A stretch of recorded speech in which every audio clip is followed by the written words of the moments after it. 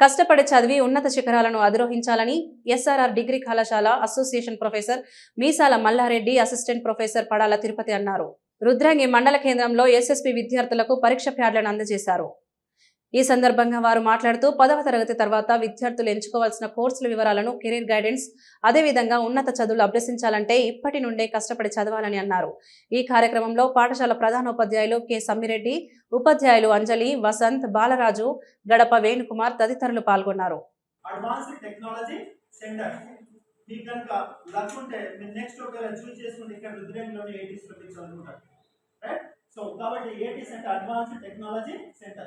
ఇంకా వెళ్ళాలి అనుకోండి, ఎక్కడికి వెళ్ళొచ్చమ్మా?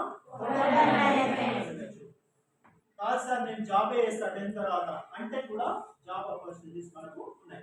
ఎంప్లాయ్మెంట్ లేదు సార్ నేను ఒక పారిశ్రామికవేత్తగా నేను మారుతాను అంటే ఎంటర్‌ప్రెన్యూర్‌షిప్ గా మారుతాను అంటే ఇంకా అది కూడా అవకాశం ఉంది. సో మొత్తం ఎన్ని ఉన్నాయమ్మా? మొత్తం 6 ఉన్నాయి.